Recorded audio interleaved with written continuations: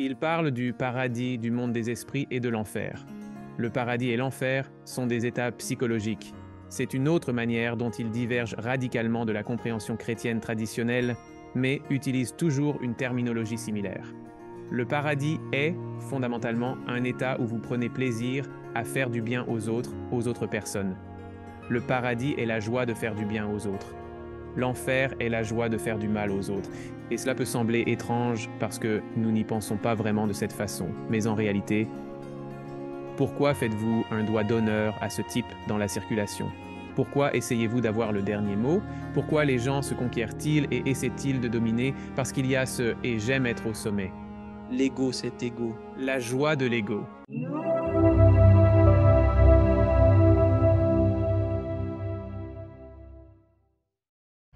Je voudrais accueillir Curtis Childs dans l'émission. Comment ça va, Curtis? Je vais très bien. Merci de m'avoir invité. Merci beaucoup d'être venu à l'émission, mon ami.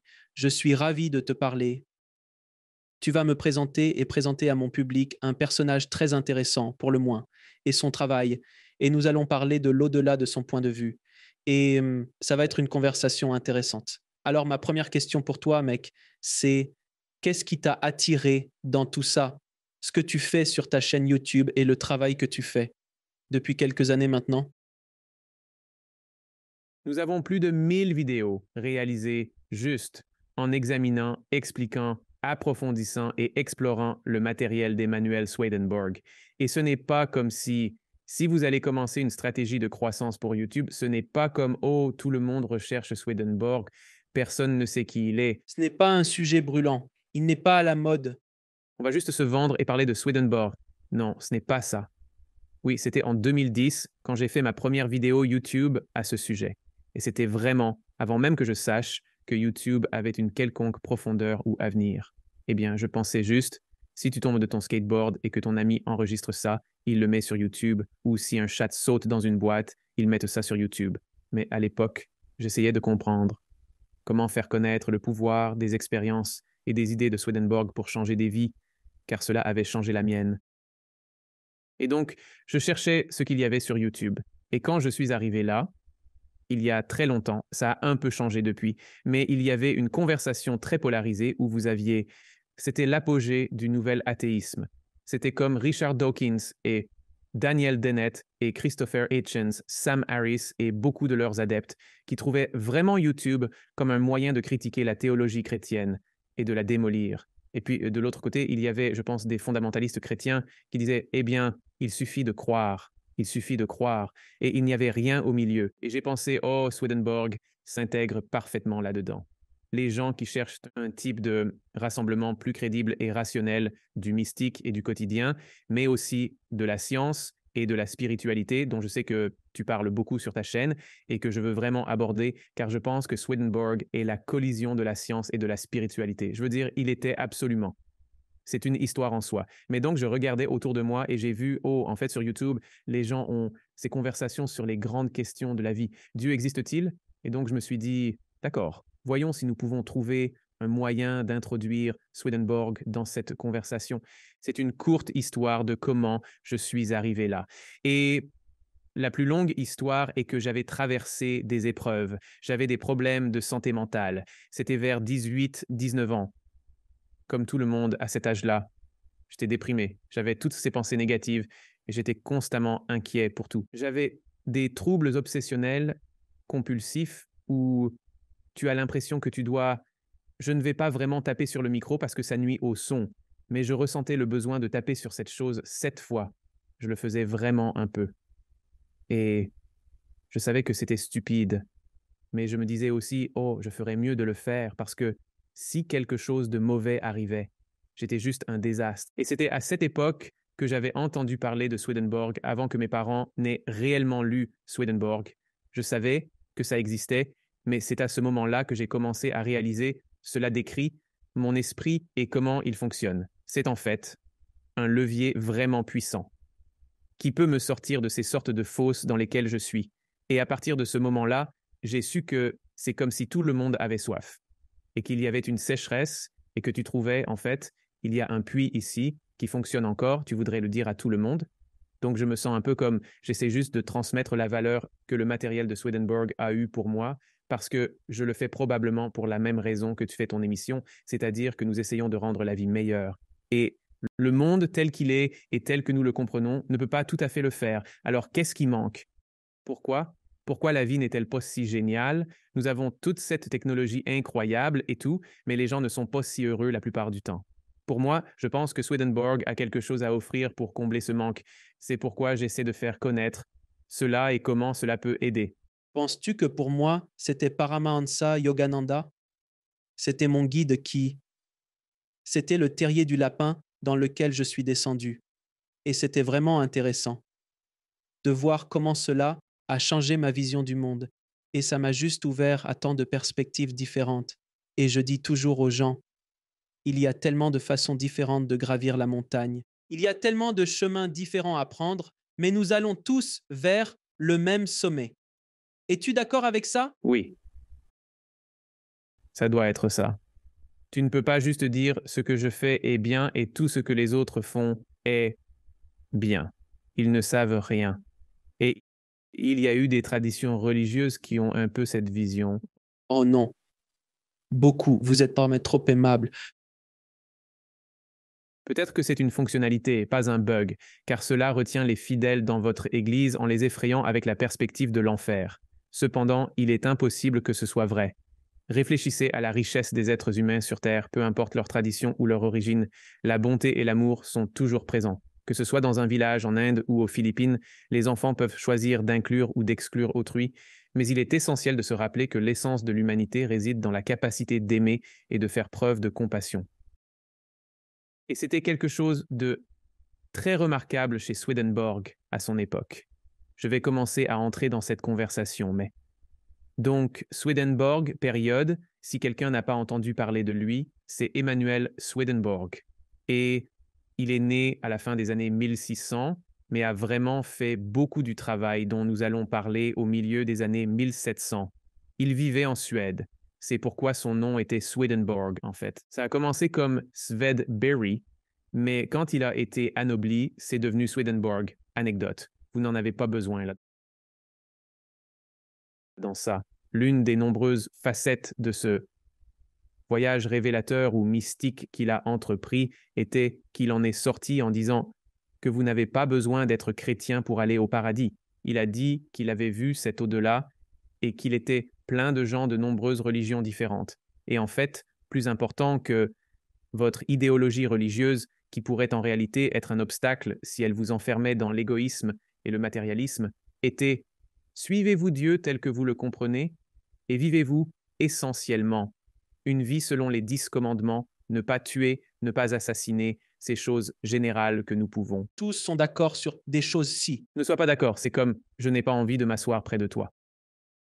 Ce n'est pas que les autres choses n'ont pas d'importance, et ce n'est pas qu'elles ne peuvent pas être des outils puissants, ce n'est pas qu'il n'y a pas de vérité particulière vraiment utile. Sinon, pourquoi serais-je si obsédé par le truc de Swedenborg?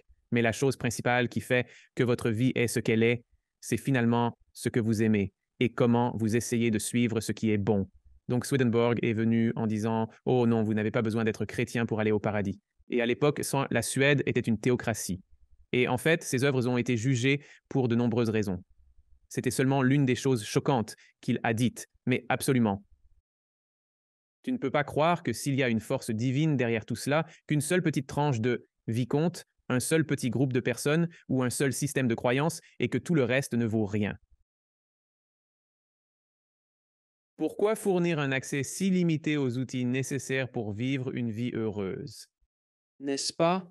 Même quand j'étais catholique, je me questionnais si tu es né au Congo sans avoir jamais entendu parler de Jésus ou du christianisme, comment pourrais-tu être condamné en enfer sans aucun contact avec eux?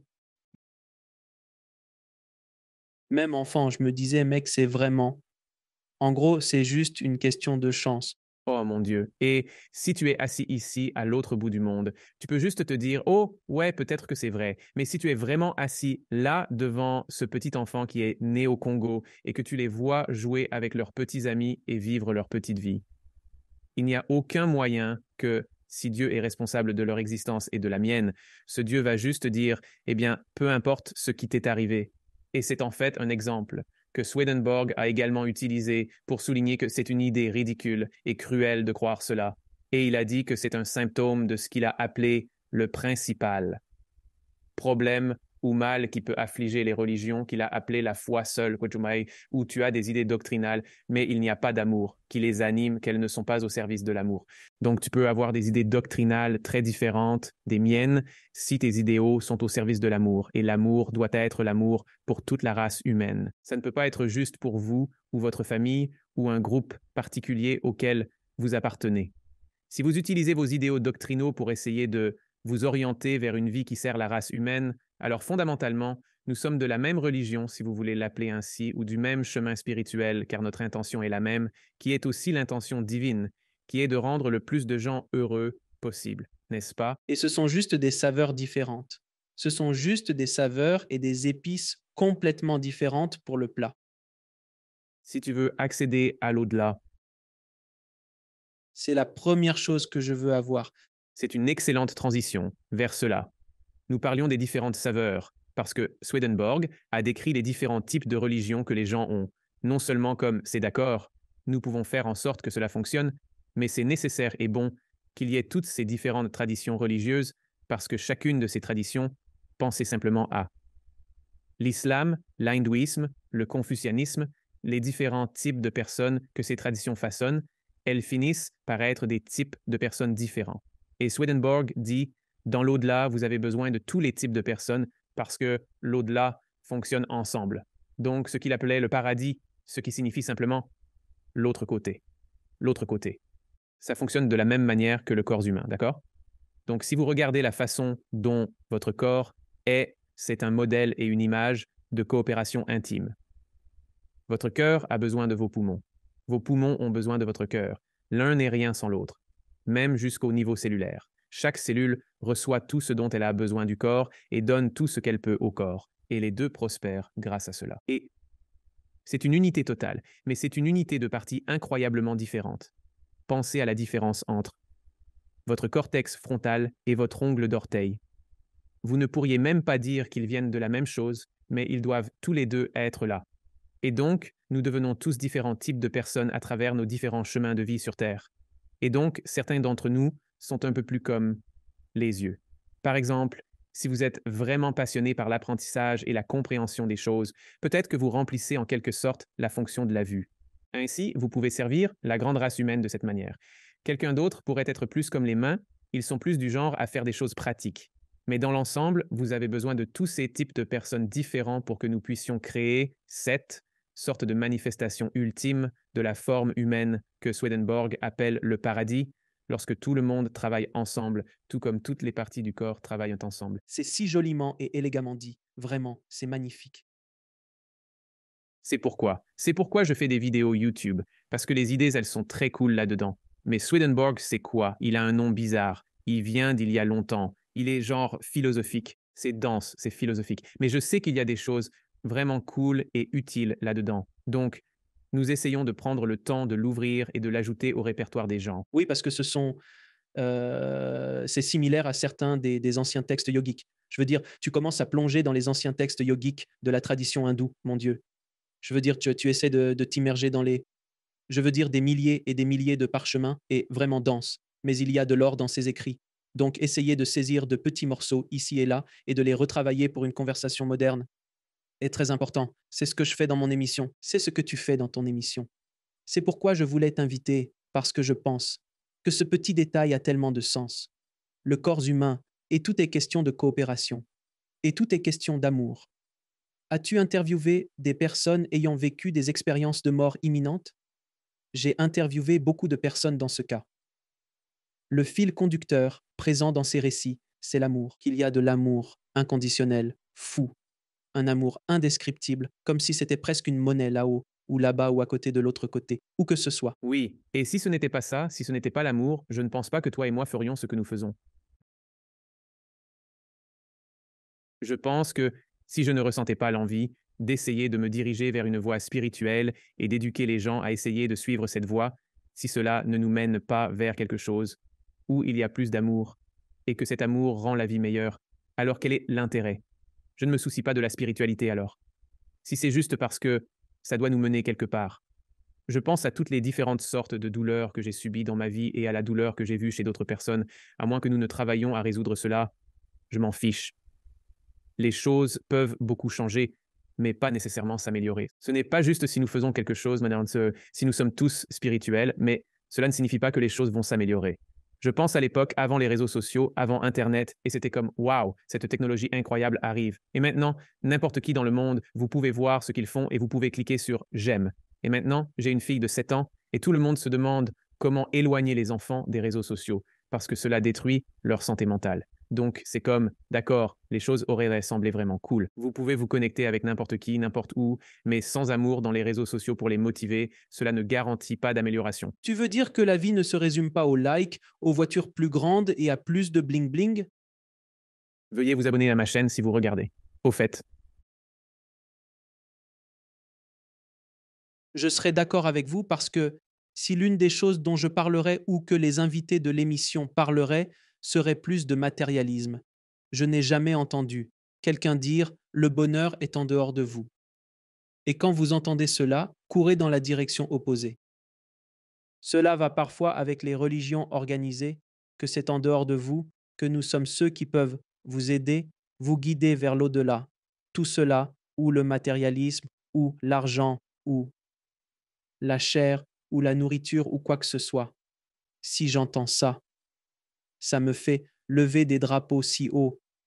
Mais chaque grand enseignant spirituel dont j'ai jamais entendu parler, y compris tous les grands, de Jésus à Bouddha, tous disent la même chose, que le pouvoir est en vous et que vous devez aller à l'intérieur, car le royaume des cieux est en vous, et ainsi de suite. Et c'est ce qu'est la méditation, et c'est ce que vous commencez à aller de plus en plus profondément, et vous commencez à réaliser que le bonheur est vraiment. Vous pourriez avoir 1 milliard de dollars. Ça n'a pas d'importance, mec. Si tu n'es pas, ce vide en toi ne peut être comblé que par quelque chose en toi, pas par quelque chose d'extérieur. D'accord? je pense qu'on pourrait probablement trouver des milliardaires malheureux et des gens avec des moyens modestes qui sont heureux. Donc la clé doit être ailleurs. Je pense qu'il serait irréaliste de dire que l'argent ne fait aucune différence, que les likes ne font aucune différence parce que oui, ils peuvent en faire, mais c'est une question de priorité. Tu dis que si quelqu'un dit que la chose la plus importante, la chose qui est Dieu ou vers laquelle on se tourne, c'est l'argent, ou ce sont les likes, ou c'est toute autre mesure de choses extérieures, alors tu as ces signaux d'alarme qui se déclenchent. Mais par exemple, c'est bien que ta chaîne ait autant d'abonnés parce qu'elle peut être utile. Cela permet un mégaphone pour que ces conversations aient un lieu qui, espérons-le, améliore la vie des gens. Et je sais, juste en connaissant les chaînes YouTube que je regarde, c'est un sentiment tellement cool quand tu as eu une journée difficile et que ton créateur préféré a une nouvelle vidéo. Tu sais, tu peux juste t'asseoir et être dans ton endroit heureux, la regarder et apprendre quelque chose et en quelque sorte revenir à cette sphère. Les gens m'ont dit qu'ils mettent nos vidéos quand ils vont se coucher. Oui, moi aussi. D'accord. Ce qui au début peut sembler hé mec, tu vas t'endormir, mais tu ne peux faire ça qu'avec quelque chose en quoi tu as confiance et dans lequel tu te sens en sécurité et tu sais que l'amour va te guider là-bas. Donc, absolument. Il peut y avoir une motivation, mais elle ne peut pas être pour le matérialisme en fin de compte, et elle ne peut pas être pour l'éminence en fin de compte. Ces choses doivent servir à l'utilité, ce qui est faire une différence. C'était quelque chose de très important pour Swedenborg. Ce n'est pas comme si tu ne pouvais pas dire je veux amener mon podcast au niveau supérieur ou je veux amener mon entreprise au niveau supérieur. Je veux gagner plus. Mais pourquoi fais-tu cela? Et si c'est parce que je veux mieux servir la race humaine, alors ça devient soudainement spirituel, non? Absolument. Et c'est ça.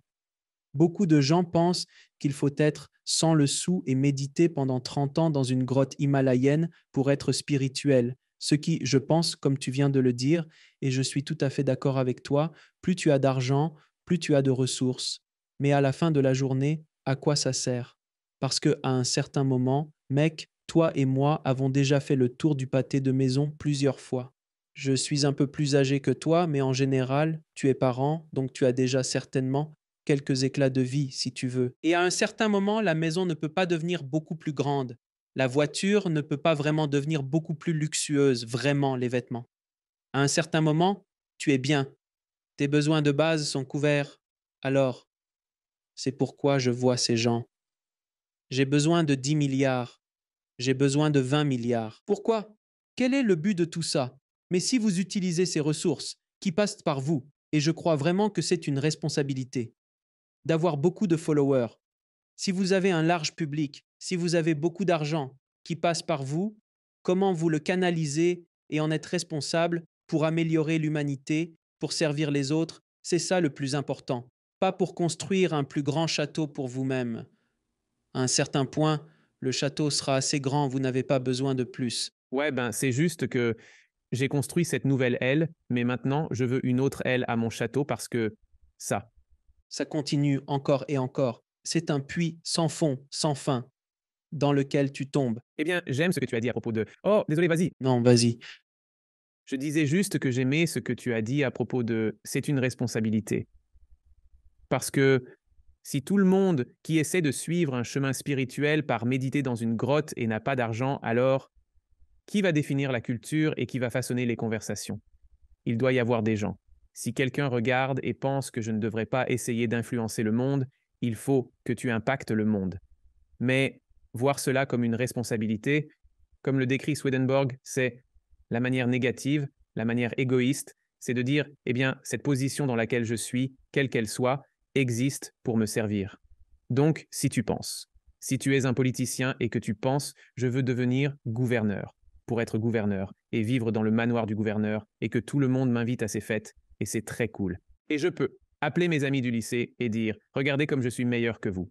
Ou bien vous pouvez dire, eh bien, le poste de gouverneur, c'est une grande responsabilité et le véritable honneur revient à la fonction. Donc, je ferais mieux de ne pas gâcher ça parce qu'il y a beaucoup de bien à faire. Alors, je me sens comme c'est ce côté de l'ambition qui fonctionne vraiment pour la race humaine. J'ai oublié qui a dit ça, mais je pense que c'était un yogi.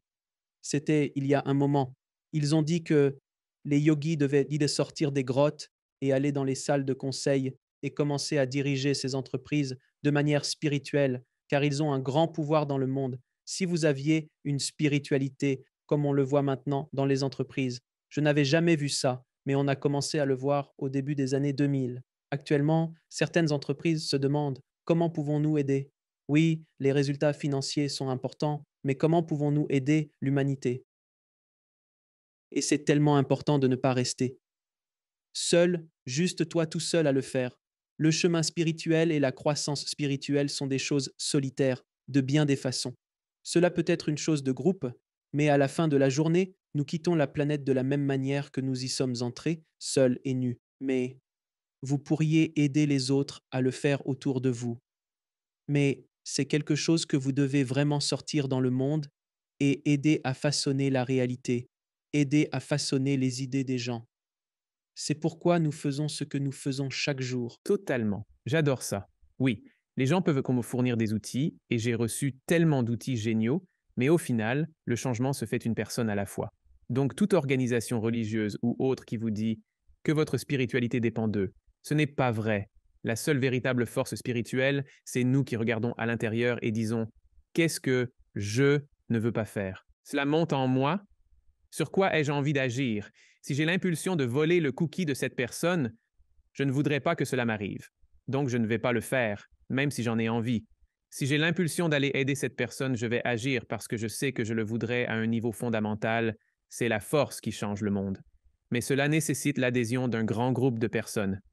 Sans question. Alors, parlons un peu de l'au-delà, car c'est un sujet que mon public adore aborder. Et je pense que c'est une conversation que presque tout le monde aura à un moment ou à un autre dans leur vie. Comme, qu'y a-t-il de l'autre côté? Quand tout cela s'arrête, que se passe-t-il? Donc je sais, Swedenborg a une idée très claire de ce qui se passe immédiatement après. Ma question est, qu'est-ce que c'est et comment a-t-il obtenu cette information? Oui, je pense que, comme je l'ai dit avant, que toute personne intéressée par les expériences de sortie de corps ou de mort imminente les expériences spirituelles en général, et particulièrement la manière dont celle-ci et le monde scientifique se croisent, devraient absolument connaître Swedenborg, parce que Swedenborg était jusqu'à ses 55 ans juste un homme de la Renaissance, un polymathe, un type. Donc, il était en Suède, qui était une puissance mondiale à l'époque, et il faisait tout. Il était l'assesseur des mines, ce qui était l'industrie minière de la Suède, l'une des industries les plus importantes de la planète. Il était dans cette position où il supervisait beaucoup de l'exploitation minière là-bas. Il était inventeur. Il avait inventé du matériel militaire pour l'armée suédoise, ainsi que du matériel minier, toutes sortes de choses là-bas. Mais il est aussi un scientifique très respecté. Il avait écrit ses énormes Principia sur l'anatomie, fondé la branche scientifique de la cristallographie. Premier à suggérer l'hypothèse nébulaire. Premier. Journal scientifique en Suède. Il a lancé ça. Étalé à. Il faisait partie du gouvernement suédois, maison de la noblesse, et ainsi de suite. Très intelligent, et très connu au point que, si j'ai bien compris, s'il se rendait à Londres, disons que le journal annoncerait que Swedenborg est arrivé à Londres. Je ne sais pas qui serait son équivalent aujourd'hui. Je dirais que c'est les Kardashian. C'était les Kardashian à l'époque. Si vous pensez à ce qui se passerait aujourd'hui si Kim avait des expériences hors du corps, eh bien, je pense que ce serait comme un Neil deGrasse Tyson. Bien qu'à l'époque, les individus pouvaient en faire beaucoup plus scientifiquement, car la science était beaucoup moins complexe alors. Donc, il était une grande figure. Très connu. Imaginez si Neil deGrasse Tyson demain se mettait sur Twitter et disait « J'ai des expériences spirituelles et j'ai maintenant la capacité de les avoir à volonté. Je vais passer le reste de ma carrière à cataloguer et expliquer comment fonctionne l'au-delà. » C'est ce qu'était Swedenborg. Donc, tout est documenté depuis le moment où il avait la cinquantaine jusqu'à la fin de sa vie, dans ses 80 ans. Il, dans sa cinquantaine, tenait ce journal de voyage. Juste parce qu'il disait « Je vais de Londres à Amsterdam » ou quelque chose comme ça. Et il notait simplement cela. À l'époque, c'était dangereux de faire ça. Ton bateau pouvait couler. Il y avait en fait des pirates. Il se passait beaucoup de choses, donc tu voulais suivre tes voyages et où tu allais. Mais dans ce journal, il commence à enregistrer ses rêves. Et il commence à analyser ses rêves, ce qui était avant que l'analyse des rêves ne soit une chose, en fait. De nos jours, la psychologie a été très influencée par Swedenborg. Carl Jung a beaucoup lu Swedenborg. William James, beaucoup de psychologie et en particulier une sorte de psychologie mystique ont été influencés par lui. Mais il a commencé à noter ses rêves et ils sont devenus plus vifs et plus étranges. Et finalement, il a commencé à avoir des expériences qui sortaient de cette boîte à rêves. Comme juste dans l'état hypnagogique, quand il se réveillait, il voyait quelque chose ou parlait à quelqu'un et il les note tous et écrit ce qu'il pense être l'interprétation. Et puis à un moment donné, il a quelques expériences et visions vraiment puissantes, ce qui a vraiment changé le cours de sa vie. Et quelque chose semble s'être ouvert, car à partir de ce moment-là, pendant les 3 dernières décennies de sa vie, il a eu ces expériences à volonté chaque jour et a tout catalogué.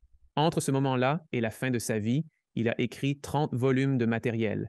Il est habitué à écrire de grandes œuvres scientifiques. Ainsi, ses écrits sur l'au-delà se présentent de cette manière. C'est très organisé. C'est à la fois descriptif, comme il raconte des histoires, mais il est aussi très philosophique et vous explique que c'est comme une leçon de physique sur le fonctionnement de l'au-delà. Et pourquoi les gens voient ce qu'ils voient quand ils vont où ils vont. Donc il a publié non seulement comme 30 volumes qu'il a publiés, mais il a aussi tenu un journal de toutes ses expériences spirituelles. Vous obtenez tellement de données brutes et ensuite des idées à partir de cela, que j'ai l'impression que quiconque cherche à avoir une image complète de l'au-delà, assembler ce qui est entre les deux, les expériences de mort imminente, ce genre de choses, Swedenborg vaut vraiment le détour. Il en a parlé. Et encore une fois, c'était quelques centaines d'années avant que Raymond Moody ne crée le terme expérience de mort imminente dans La vie après la vie. D'ailleurs, il y avait toute une section sur Swedenborg dans ce livre, La vie après. Oui, ce qui est donc dès le début, parce que Raymond Moody cherchait à trouver, nous avons ce phénomène moderne de personnes ayant ces expériences. Cela a dû se produire dans l'histoire. Où cela est-il apparu? Et il y avait quelques discussions. Il avait une comparaison avec la Bible, le livre des morts tibétains, un autre que je ne me rappelle pas, mais aussi Swedenborg, parce qu'il y a tellement de similitudes avec le monde que décrivent les expériences de mort imminente. Donc le processus de vie après la mort, en fait, notre chaîne s'appelle Off the Left Eye. Et c'était moi, commençant mon parcours sur YouTube, en me demandant comment quelqu'un pourrait-il s'intéresser à tout ça? J'ai juste ouvert un des livres de Swedenborg et j'ai cherché une phrase cool, qui n'avait pas de connotation religieuse. et ça disait Of the Left Eye. C'est l'histoire de son réveil où on lui montre ce que c'est que de se réveiller dans l'au-delà. Son corps n'était pas en danger physique comme c'est souvent le cas avec beaucoup d'expériences de mort imminente, mais il dit qu'on lui a montré cela tout en le maintenant dans un état de conscience suffisant pour qu'il puisse s'en souvenir et l'écrire par la suite. Et il a dit qu'au début, il pouvait sentir son corps se fermer et sa respiration ralentissait beaucoup. Mais son esprit, il pouvait sentir son esprit respirer et cela a commencé à s'élever. Et puis il a dit que c'était comme s'il y avait une traction. Et son esprit a quitté son corps et a ensuite traversé cette série d'étapes d'éveil dans le monde spirituel. Selon Swedenborg, nous sommes tous dans le monde spirituel en ce moment. Vous avez un corps et ensuite vous avez la conscience. Et votre conscience est votre esprit. Donc cette partie de vous existe dans la dimension spirituelle, où il l'appelait le monde spirituel. C'est donc la terminologie que j'aime utiliser, le côté spirituel de la vie. Vous y êtes déjà en termes de la partie spirituelle de vous. Et il disait que votre esprit a toutes les caractéristiques que votre corps a. Donc, votre esprit a des yeux, tout comme votre corps a des yeux. Pour lui, au début, il était entouré par ce qu'il appelle des anges. Mais je sais qu'en christianisme, ce mot signifie parfois ces êtres spécialement créés qui ne vivent que dans l'au-delà. Mais pour lui, les anges, ce sont simplement des personnes qui ont vécu ici et qui sont mortes et ont traversé de l'autre côté. Donc c'est un ange qui est entouré de ces anges vraiment aimants. Il les appelait des anges célestes, qui sont des personnes particulièrement dévouées à l'amour. Et ils se sont assurés que lorsqu'il vivait cette transition, aucune pensée ou sentiment perturbateur n'entrait dans son esprit. Il le guidait, le protégeait et restait simplement avec lui jusqu'à ce qu'il commence à s'éveiller dans l'esprit. Et à partir de là, de nouveaux types d'anges sont venus à lui parce que son esprit commençait à s'éveiller. Et donc, il y a des anges qui sont plus axés sur l'esprit. Et cela, a-t-il dit, ont semblé retirer un voile de mon œil gauche. Et c'est à ce moment-là que j'ai reçu le don de la vision spirituelle, parce que tout est symbolique. Il y a tellement de symbolisme dans l'au-delà. Je pense que c'est en partie pourquoi, je sais, tu as commencé, et est toujours dans le cinéma et les films. C'est comme, voici la scène où le héros attrape enfin le il y a juste. C'est significatif au-delà de cela. Oh, maintenant il a une épée. C'est comme, il y a du sens dans ce moment. Swedenborg appellerait cela une correspondance, car pour lui, une épée est un symbole de la vérité et du pouvoir de la vérité. Donc, quand nous voyons quelqu'un, quand le roi Arthur, où je viens de relire Le Seigneur des Anneaux, donc j'y pense beaucoup. Ah oui, Aragorn a cette épée. Et pourquoi est-ce si important? Parce que c'est un symbole du type de pouvoir que la vérité peut avoir dans votre vie. Le monde spirituel est plein de ce symbolisme que nous apprécions réellement en quelque sorte par l'infiltration du monde spirituel. Alors il retire le bandeau de son œil gauche et ensuite, à partir de là, c'est un peu comme une aventure à choix multiples. Donc, les anges sont là et ils vous montrent tout ce que vous voulez et font tout. Mais vous suivez alors votre cœur et vous gravitez en quelque sorte vers des gens qui aiment les mêmes choses que vous. Donc, l'amour de l'autre côté joue un rôle, similaire à celui de la gravité ici. Gravité? Oui. C'est aussi une correspondance. Alors pourquoi suis-je sur cette chaise? C'est à cause de la gravité.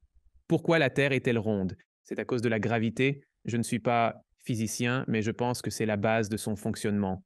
Donc, la gravité est ce qui vous attire là où vous êtes. L'amour fait la même chose. Les gens qui aiment et se soucient des mêmes choses vont graviter les uns vers les autres. Et cela forme des communautés spirituelles. C'est la raison pour laquelle vous finissez par trouver vos âmes sœurs ou vos gens ou quelque chose comme ça. Parce que l'amour, là, est absolument une force primaire qui façonne tout. Parce que tout l'au-delà est basé sur l'esprit plutôt que sur le physique. Et l'esprit est l'amour et les pensées des choses que nous vivons dans notre conscience. Donc c'est à la fois similaire au monde que nous avons ici, mais fondamentalement différent dans la façon dont il est organisé et ce qu'il fait. Alors après votre réveil, vous êtes libre de partir. La liberté est une chose extrêmement importante. Vous êtes libre de partir et de poursuivre. Quelle chose ai-je envie d'aimer et avec quelle personne ai-je envie de passer du temps? Et à partir de là, il y a autant de... Des situations après la vie impliquent des personnes différentes, car chacun est unique. Exactement. Tout est spécialement conçu pour vous, un peu comme une expérience de mort imminente. Chaque expérience de ce genre est unique, bien qu'il puisse y avoir des similitudes. Absolument. Et le monde spirituel, parce qu'il est basé sur l'esprit, donc parce qu'il est basé sur la conscience, même votre environnement, est un reflet de ce qui est en vous. Donc le genre de maison que vous avez, vous savez comment les gens font des rêves, et dans les rêves, ils seront dans cette maison, et vous vous direz, eh bien c'était ma maison, mais ce n'était pas vraiment ma maison. Elle ne ressemblait pas à ma maison. D'après ce que je peux trouver dans presque toutes les écoles d'interprétation des rêves, une maison est un symbole de l'esprit. Et je sais que si je fais des rêves où le grenier est en train de s'agrandir, j'ai juste l'impression que, d'accord, j'apprends quelque chose de nouveau, je pense à quelque chose. Donc là, les choses qui sont en vous. Donc les choses que vous aimez et les choses auxquelles vous pensez créent l'environnement de sorte que la maison dans laquelle vous êtes est un reflet de votre esprit et de votre cœur.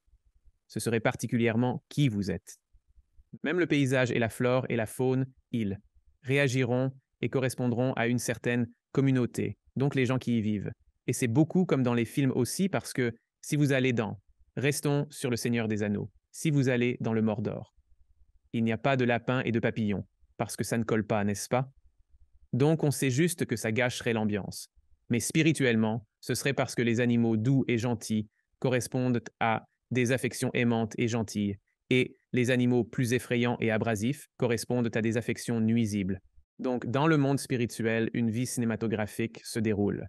D'accord, il y a des sujets infinis sur lesquels je pourrais discuter, mais je m'arrête là. D'accord. Est-ce que ce sont plutôt ces aventures dans l'au-delà ou a-t-il une véritable description de ce qui se passe après la mort de quelqu'un? Oui.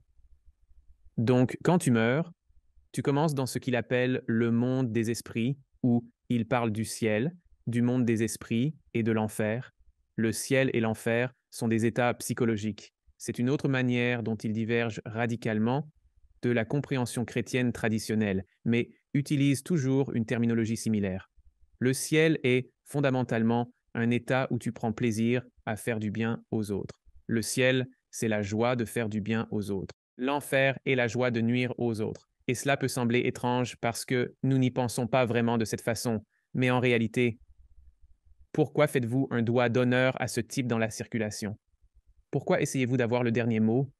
Pourquoi essayez-vous de dominer? Pourquoi les gens se conquièrent-ils et essaient-ils de régner?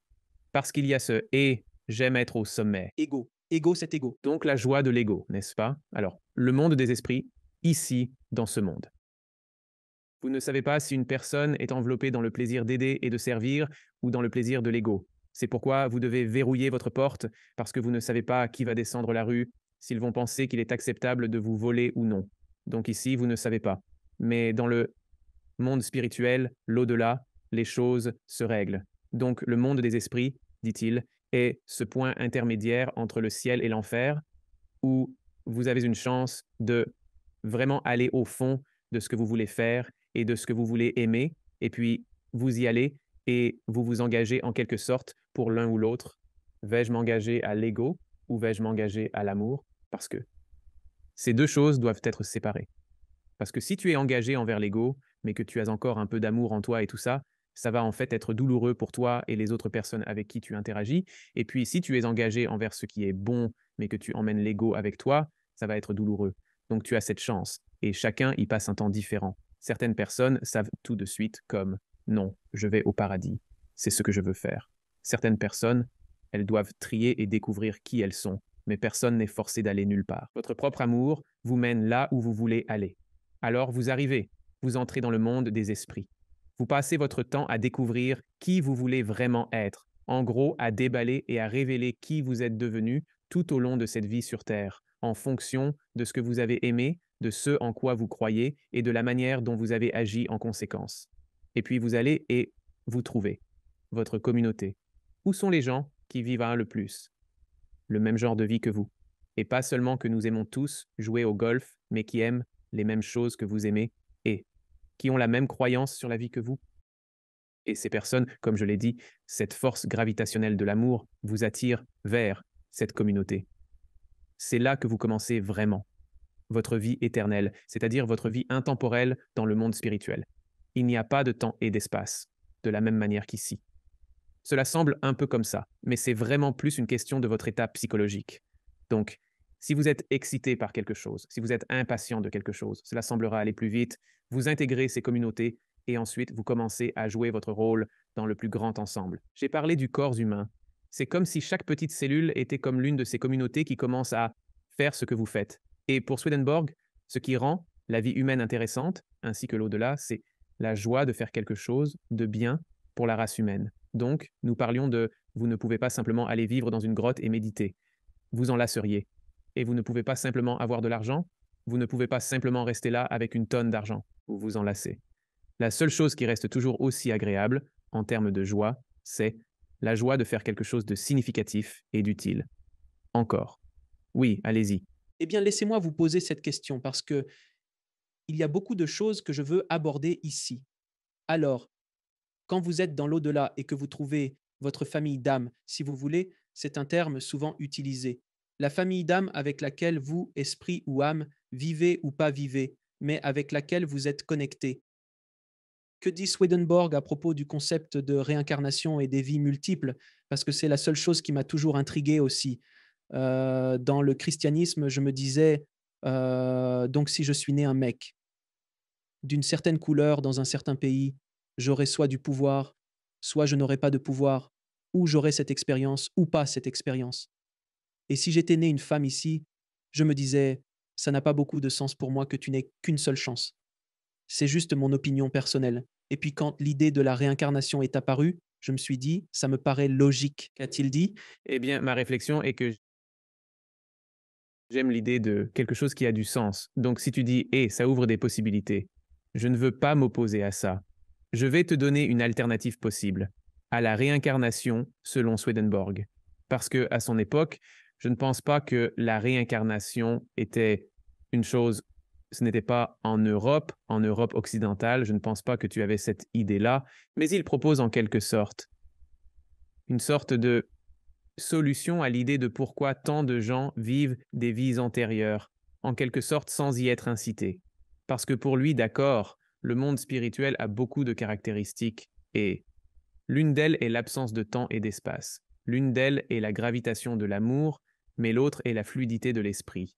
Donc il y a un transfert d'informations et de sentiments beaucoup plus facile là-bas. Ici, nous pouvons parler, toi et moi pouvons parler. Et cela peut passer par ce microphone, traverser les serveurs et arriver là-bas, et les gens peuvent écouter et essayer d'imaginer ce dont je parle. Mais beaucoup de personnes ayant vécu des expériences de mort imminente diront « je pouvais simplement savoir ce qu'ils pensaient. J'ai reçu une transmission. C'est comme instantané, c'est instantané. C'est instantané, c'est perméable. » Même Swedenborg dit qu'en fait, si vous entrez dans une communauté, dans l'au-delà, vous commencez à penser un peu comme eux. Vous êtes influencé par leur. Il parle des auras comme une sorte d'émanation de votre vie et de votre esprit qui émane de chacun. Donc, vous pouvez faire cela et vous pouvez aussi partager des sentiments.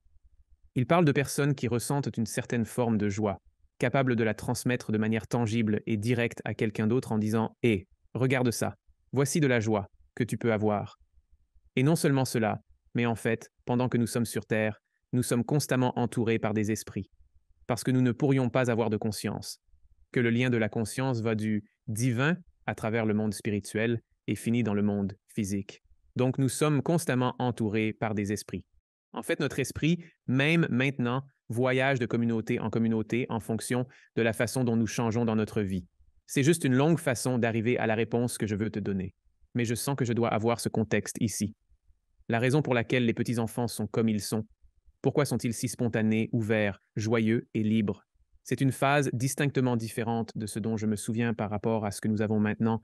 C'est parce que, quand tu es petit, ton esprit est autour de ces anges célestes ou les anges les plus profonds dont parle Sweden. En grandissant, ton esprit change et il commence à graviter autour d'anges plus spirituels ou orientés vers l'intellect. Et vous devez avoir cela si vous voulez être capable de construire un esprit et de grandir. Mais le point est que votre compagnie spirituelle change ce que vous vivez. Et il y a assez de perméabilité, tellement que Swedenborg, en passant, dans son livre Le ciel et l'enfer, dit que généralement, quand votre esprit interagit avec des esprits, vous le faites à partir de votre propre mémoire, de sorte qu'ils n'apportent pas ce qu'ils ont vécu de leur vie dans l'interaction. Ils prennent en fait une partie de votre mémoire et de là vous influencent de certaines manières, espérons-le, pour faire ce qui est bien. Parfois, cependant, l'équivalent d'une fuite ou quelque chose comme ça, où vous pouvez vivre les souvenirs de quelqu'un d'autre comme les vôtres. Ce serait comme l'amie de ma femme, une fois, elle décrivait à ma femme et à ses amis, vous vous souvenez quand on a fait ça? Vous vous souvenez quand vous étiez là-bas et qu'on est allé ici et là? Et elles essayaient toutes de se rappeler de quoi elles parlaient. Et finalement, elles ont dit, ah non, c'était un épisode de Friends dont tu parles. Ça ne s'est pas passé. Tu penses que ça s'est passé. Donc, l'idée que tu puisses avoir l'impression d'avoir été quelque part, même à travers la grossièreté des médias, mais qu'il y ait la possibilité pour toi de vivre les souvenirs de quelqu'un d'autre. Et donc, tu te sens comme si tu avais vécu cette vie. Maintenant, pour Swedenborg, c'était comme non, c'est comme le ventre maternel. Tu te développes dans le ventre pendant 9 mois, et là, tu ne définis pas qui tu vas être, mais tu poses les bases comme les fondations de qui tu vas être. Et puis tu nais et tu vas vivre ta vie. Donc cette vie est comme le ventre pour le monde spirituel. Tu ne définis pas qui tu seras pour toujours. Swedenborg est très clair que tu continues à grandir et à changer et à faire beaucoup de choses que je pense qu'on a fait toute une émission appelée Réincarnons-nous, parce qu'il y a en quelque sorte un oui et non là-dedans. Beaucoup des aspects du développement cyclique dont les gens parlent dans la réincarnation, Swedenborg les décrit, mais il parle de cela se produisant de l'autre côté. Il ne parle pas de changer toute votre personnalité, mais parfois vous oubliez qui vous étiez et ce genre de choses. Donc c'est ce mélange intéressant. Mais pour lui, c'est le point de fondation. C'est-à-dire que chaque fois que quelqu'un dit genre hey, ça j'aime la réincarnation parce que ça me fait penser, ouais, ça a plus de sens que vous ayez une chance à différentes choses. Et ça me rapproche plus de l'amour. Alors je me dis, eh bien, qui sait, il pourrait y avoir quelque chose là-dedans. Donc je n'ai pas envie de dire non à la réincarnation, même si je vois une autre alternative possible dans la description de Swedenborg. Je pense à l'idée que nous examinons tous les deux. Comment comprendriez-vous vraiment pour que vous puissiez empathiser avec les gens? Et que tout le monde ait une chance équitable dans la vie, il doit y avoir une vérité qui rend cela possible. Mais aussi, maintenant, pour aller de l'autre côté de ça, et je suis d'accord avec, j'adore son point de vue là-dessus, que c'est un peu comme si la réincarnation se produisait de l'autre côté. Il aurait aussi pu le voir à travers le prisme de son époque, et que ce concept ne lui avait même jamais été présenté. Il ne saurait même pas ce que c'était à bien des égards. Donc, le concept de réincarnation se produit toujours, mais de l'autre côté, parce que c'est ainsi qu'il pouvait l'expliquer. Alors ça pourrait, qui peut dire en fin de compte? Qui peut dire que c'est le texte védique la bonne manière? Mais les concepts sont les mêmes. Ce qui est très intéressant pour moi, que l'idée qu'il y a une évolution de l'âme, que cela se passe ici ou de l'autre côté, selon Swedenborg, est une idée très intéressante. Encore une fois, différents chemins vers le même sommet de la montagne. Oui, et à quoi ça sert? À quoi ça sert, comme tu disais? Je suis tombé sur l'idée de la réincarnation et je l'aime bien parce que ça n'avait pas de sens pour moi comment tu pouvais juste vivre cette seule vie et avoir une cuillère en argent dans la bouche, et puis tu ne sais pas vraiment parce que de quoi s'agit-il? Si tu creuses un peu, c'est une question d'équité. Et est-ce que Dieu ou est-ce que la vie est vraiment juste? Donc je pense qu'en fin de compte, c'est même un peu la montagne. Sur la montagne que tout le monde essaie d'atteindre de différentes manières. Eh bien, pour répondre à ta question, non, la vie n'est pas juste. Personne, dans le manuel, n'a dit j'ai eu le manuel. Je ne sais pas si tu l'as eu, mais dans le manuel de la vie, personne n'a dit que la vie est juste. Mes enfants disent ça tout le temps. Ce n'est pas juste. Je leur dis où est-il écrit que les choses doivent être justes? Ce concept de justice est irrélevant dans le monde. Quiconque a passé du temps ici le sait parce que nous avons tous vu de bonnes choses arriver à de mauvaises personnes tout le temps, et à nous aussi. Des choses nous arrivent et on se dit, pourquoi ça m'arrive à moi? Je suis une bonne personne. Je fais ça. Je prends soin des gens. Je me dis, pourquoi ça? Pourquoi je respire? Ce n'est pas que l'équité soit hors de propos dans cette conversation. Ça l'a toujours été. Mais si tu comprends l'idée de tout, l'idée par laquelle je vis ma vie est que tout arrive. Pour moi, pas à moi, ou à travers moi, pas à moi, cela change la perspective de la vie si rapidement. Parce que si tu crois que tout ce qui est une lutte ou quelque chose qui t'arrive est une opportunité de croissance, et cela peut être aussi simple que se cogner un orteil ou aussi grave que perdre un être cher et tout ce qui se situe entre les deux, est une expérience de croissance. Cela me parle, car personne sur Terre n'échappe aux difficultés. C'est pourquoi cet endroit est là. Oui, je pense que c'est très bien dit. Et s'il n'y avait rien de bon qui pouvait sortir de la lutte, alors Dieu ne voudrait-il pas simplement se débarrasser de la lutte entièrement? Sinon, cela ne semble pas du tout juste.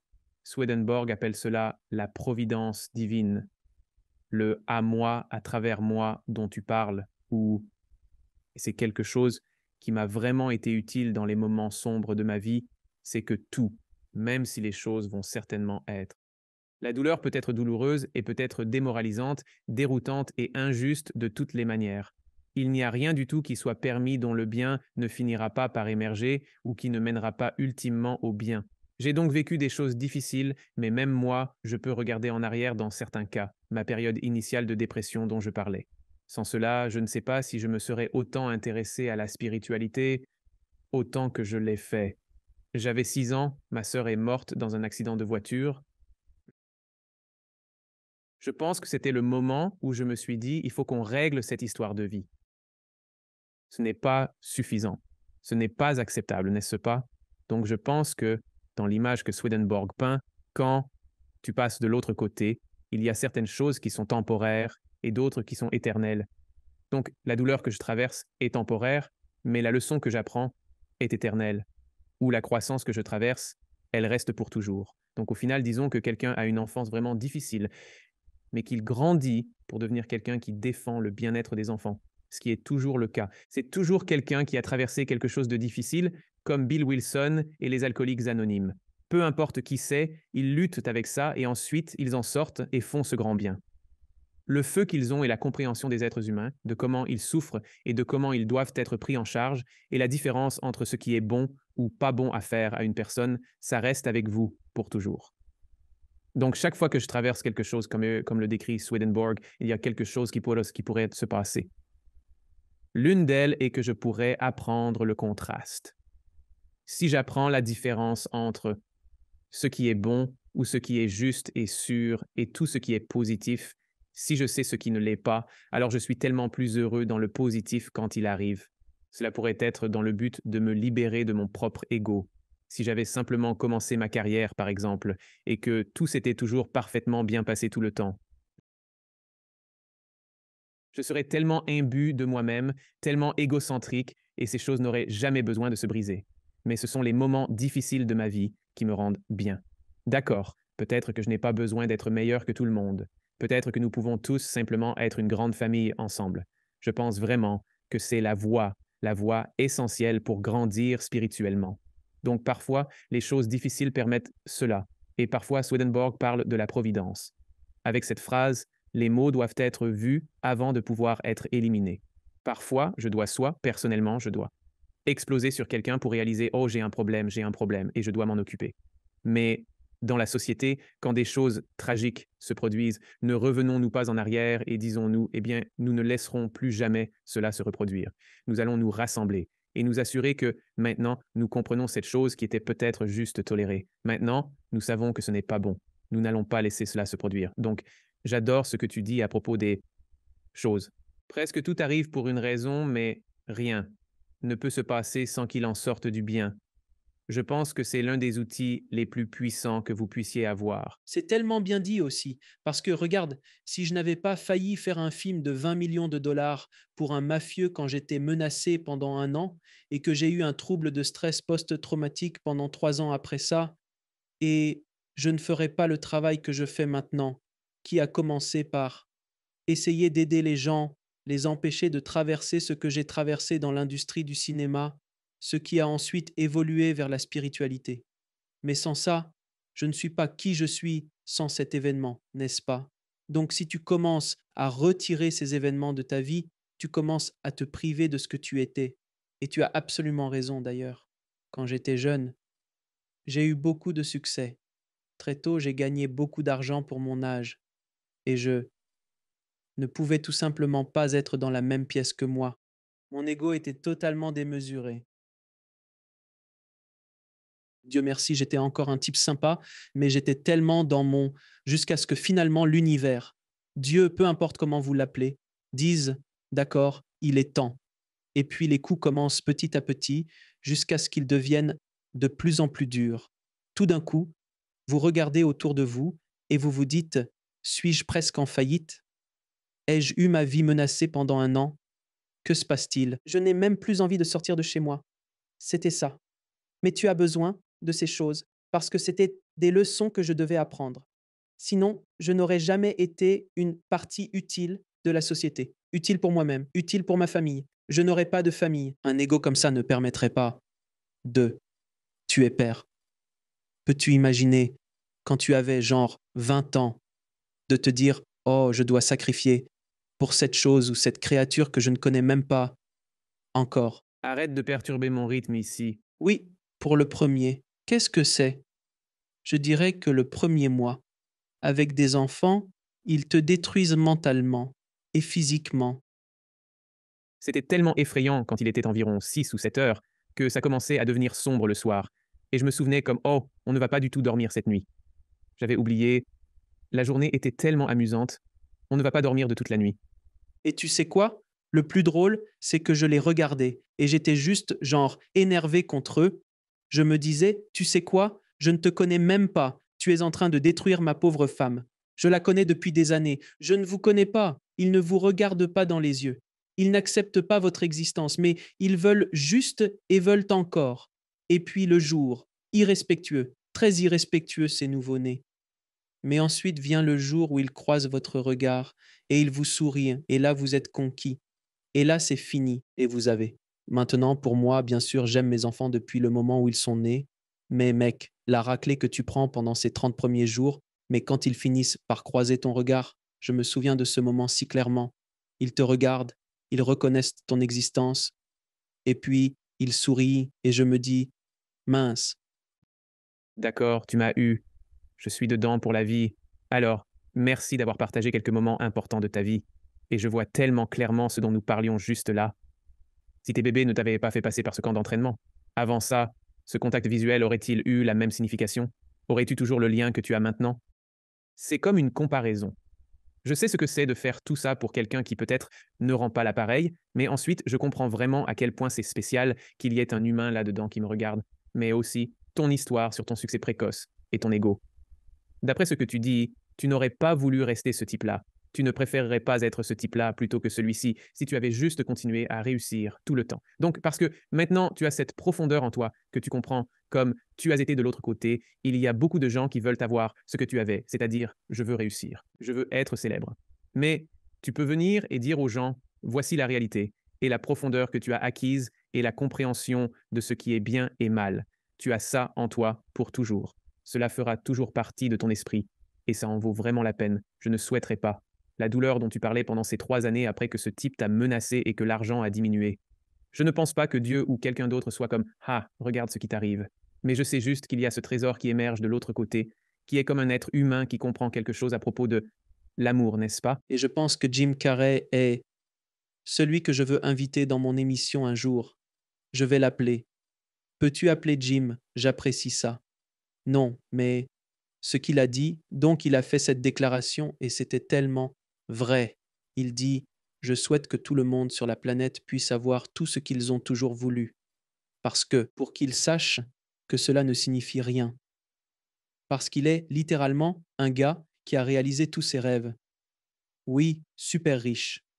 L'un des êtres humains les plus célèbres de la planète faisait rire les gens, faisait ce qu'il voulait faire, avait du pouvoir, avait de la célébrité, avait de l'argent, avait tous les luxes, de la chair et de l'argent et des biens matériels. Et puis, à un certain moment, il a dit: cela ne signifie rien. Et on pouvait commencer à le voir changer. Et il est comme pendant maintenant, il est devenu ce qu'il est devenu. C'est un artiste maintenant, et je pense qu'il est semi-retraité, sinon retraité du cinéma parce qu'il se dit: ça va, je n'ai plus besoin de continuer à faire ça. C'est une leçon tellement puissante, mais je peux te dire que, et tu dirais, ça sonne philosophique. Oui, il l'a vécu, et c'est la partie dont nous parlons. Tu dois le vivre toi-même, n'est-ce pas? Et pensez combien d'enfants. Je me souviens d'avoir eu, peu importe genre, 13 ans, et d'être tout mal dans ma peau en pensant ouais, si j'étais juste super célèbre, super riche, super talentueux en tout, ça réglerait tout. Ça réglerait tout. Seulement, il y a un problème avec la vie. C'est que je ne suis pas ça. Laissez-moi prendre ça. Et pour que Jim Carrey ait traversé ce qu'il a traversé et puisse dire de manière crédible, pensez à combien d'enfants il peut aider maintenant en disant, écoutez, oui, nous avons en quelque sorte un vide en nous que nous essayons de combler, mais ce n'est pas ça. Ce genre de rêve d'ego qui se réalise ne comble pas ce vide. En fait, ça ne comble littéralement pas ce vide. Alors cela nous amène à nous demander comment peut-il vraiment être comblé? Parce que vous voulez que tout le monde soit aussi heureux qu'ils pensent qu'ils le seraient s'ils réalisaient tous leurs rêves d'ego. Vous voulez que tout le monde se sente comblé. Et vous voulez que tout le monde se sente réconforté et connecté, comme faisant partie de quelque chose. C'est pourquoi je suis enthousiaste à propos de Swedenborg et de la spiritualité, car je pense que cela dévoile lentement la réalité d'un monde dans lequel tout le monde peut gagner ensemble plutôt qu'il y ait seulement quelques gagnants. La vérité vous rend libre. Et regardez, j'ai eu le plaisir de parler à certains lauréats des Oscars et d'avoir des conversations plus profondes avec eux sur ce qui s'est passé après. Ils disent toujours le commun, Le truc, c'est sympa un moment. moment. Mais à la fin de la journée, ça devient juste quelque chose que tu mets sur une. Tu sais, un gars disait: je ne paie pas pour les déjeuners. Tu sais, je n'ai pas payé un déjeuner depuis 8 ans à Hollywood parce que tout le monde veut m'offrir le déjeuner parce que je suis toujours un gagnant d'Oscar. Mais globalement, ça ne signifie pas grand-chose. Et mais le truc, c'est qu'il y a tellement d'acteurs et tellement de gens dans ce. L'industrie, c'est le sommet.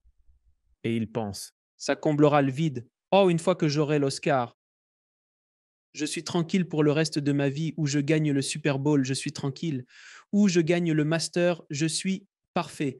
Tout sera parfait.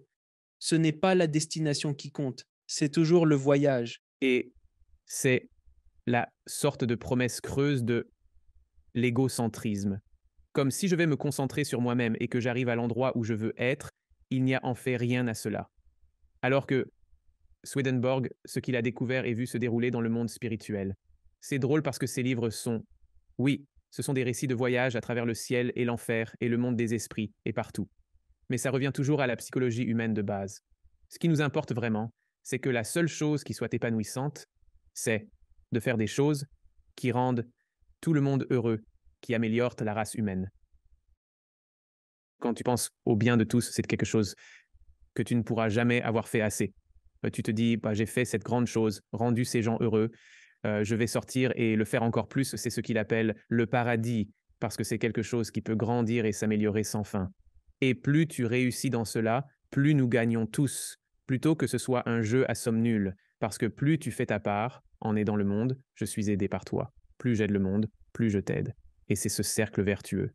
Et c'est en fait comme le corps humain, comme nous en parlions avant, la façon dont le paradis est organisé. Plus votre rate est en bonne santé, meilleures sont les nouvelles pour le cerveau. Plus le cerveau est en bonne santé, meilleures sont les nouvelles pour le coude. Ce n'est pas comme si l'un d'eux disait « Je ne peux pas croire que le pied droit reçoive tant d'attention ». Sans l'un ou l'autre, vous allez tomber n'importe qui, comme nous en parlions avant, un enfant au Congo, une personne née dans le privilège.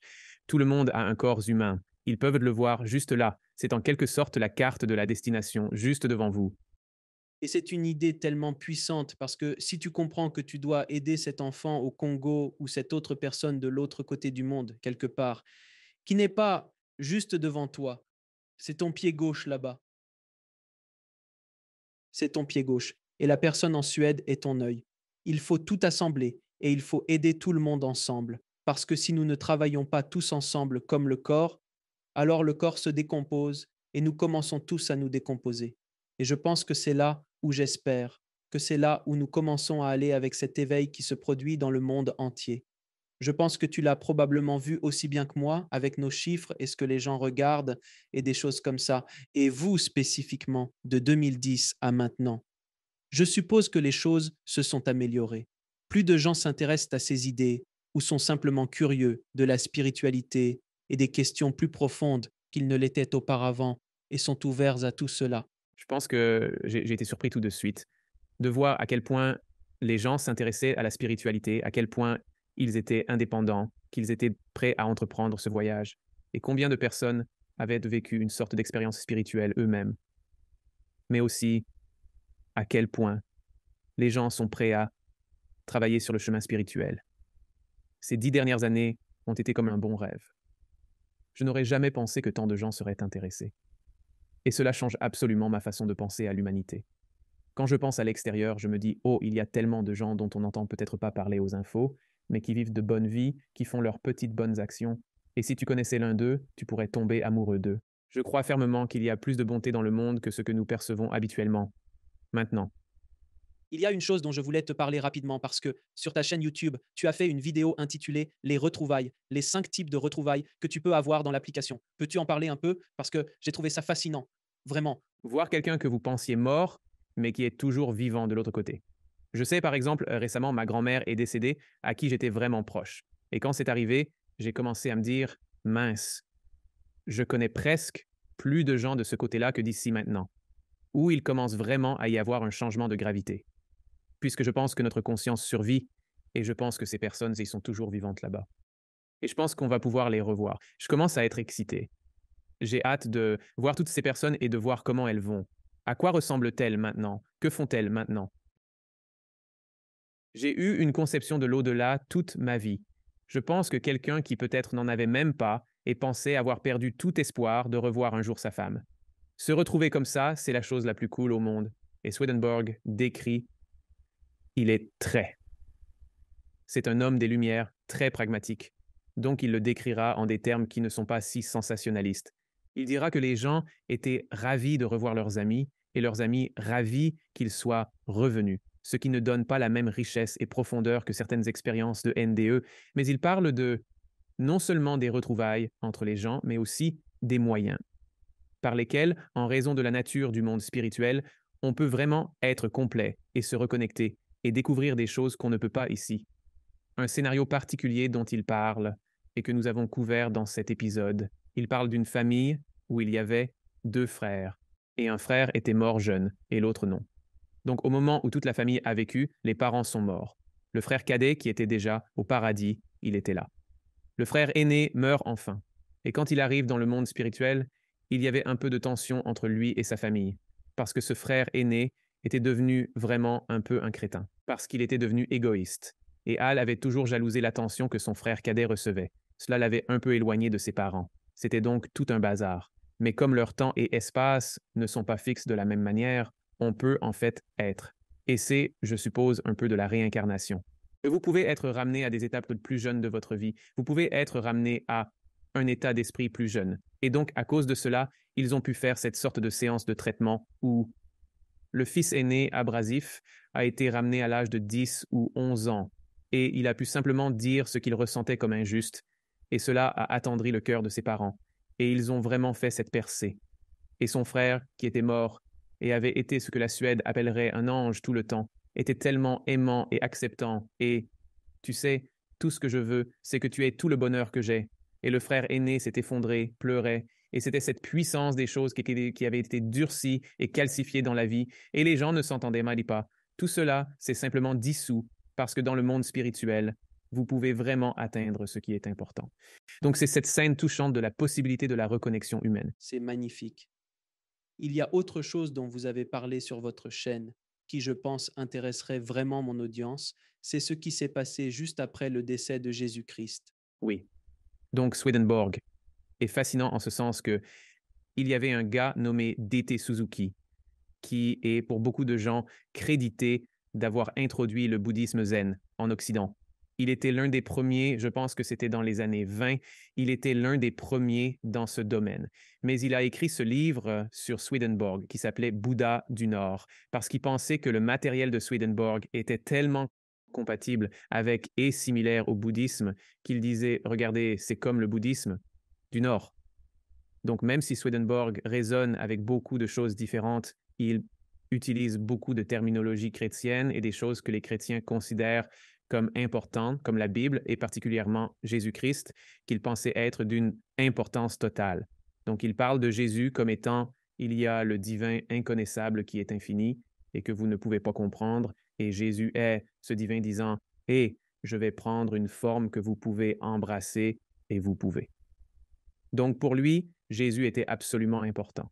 Pas de la même manière que beaucoup de chrétiens disent, vous devez connaître le nom de Jésus-Christ et le dire, sinon vous aurez des ennuis. Mais pour lui, Jésus-Christ est l'amour personnifié. Donc toute personne qui vit cette vie d'amour connaît en quelque sorte Jésus, on pourrait dire, parce qu'elle connaît le caractère. Ainsi, l'avènement de Jésus-Christ sur terre était vraiment important, spirituellement. C'était essentiellement Dieu, rétablissant cet équilibre qui s'était déréglé dans le monde.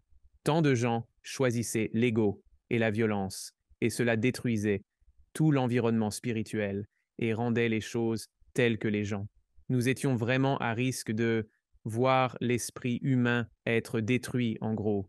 Et donc Jésus-Christ était ce phénomène incroyable où il est revenu pour clarifier cela, enseigner aux gens ce qu'était l'amour. Mais même si vous voyez certaines histoires dans les évangiles, il y avait une immense signification spirituelle à tout ce qu'il faisait. Donc après, la crucifixion de Jésus-Christ, selon Swedenborg, ce n'était pas comme dans, je suppose, le catholicisme, je ne suis pas sûr pour d'autres doctrines, où il y a un Dieu, le Père, en colère contre la race humaine, et donc Jésus-Christ est un sacrifice qui apaise la colère de Dieu le Père, ce qui me pose quelques problèmes.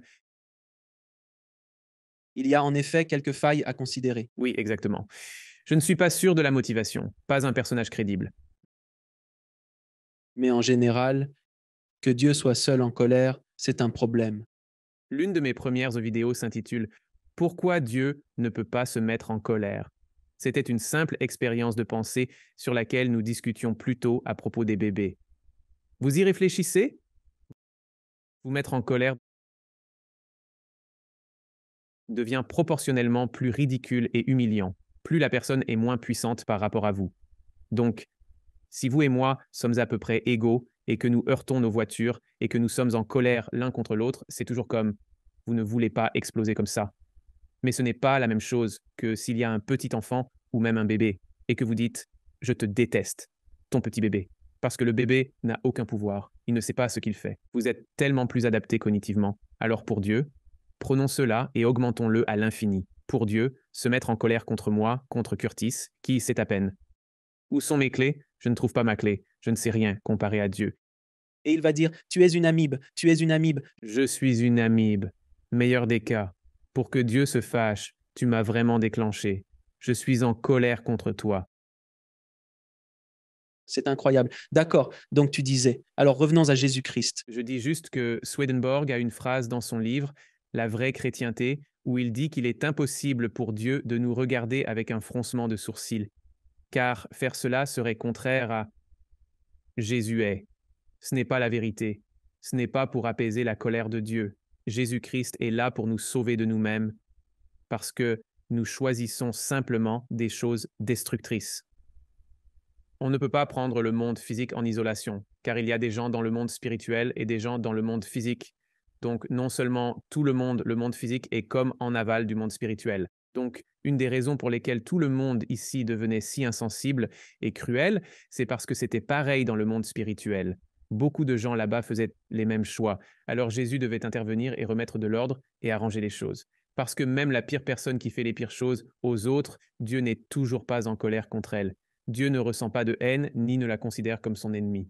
Mais il va dire, tu dois aller là-bas, parce que si tu restes ici, tu fais du mal aux autres et ça te fait du mal. Cela vous enfonce davantage dans les mots auxquels vous avez décidé de vous accrocher. Donc, nous devions faire ce tri magistral. Prendre ces personnes, mettre tout en ordre pour que les gens ne puissent pas se nuire les uns aux autres et que la liberté soit restaurée pour que les gens puissent choisir spirituellement. Il y a donc tout ce processus complexe que Swedenborg décrit dans de nombreux livres de ce qui se passait là-bas.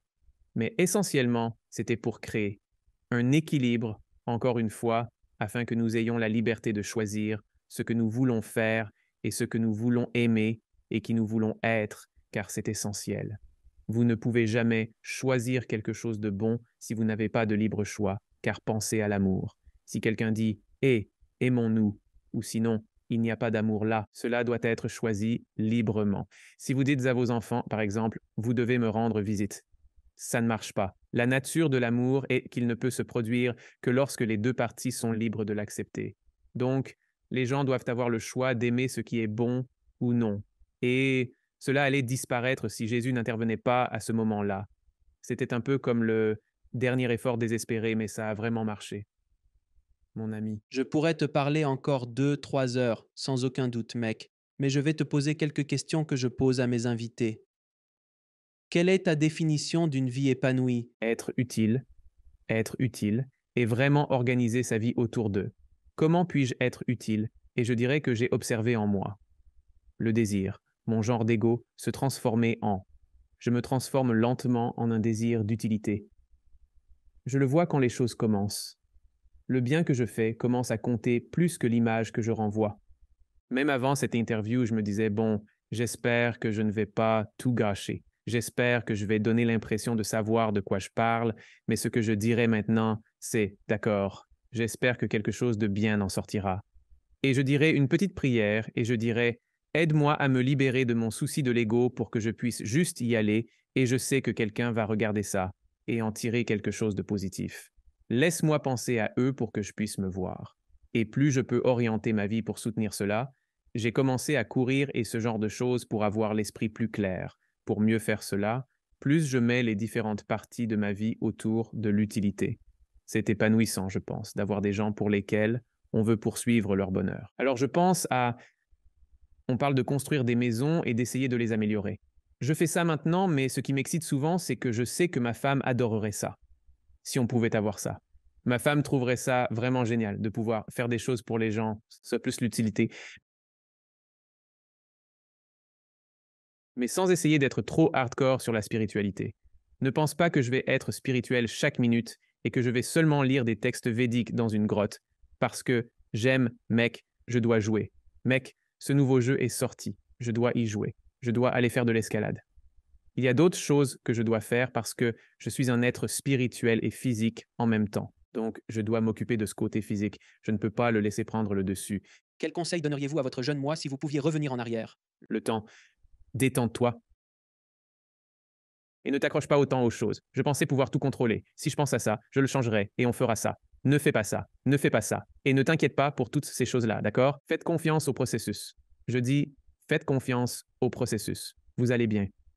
Là où je suis maintenant, c'est bien. Et je ne suis pas arrivé ici par planification.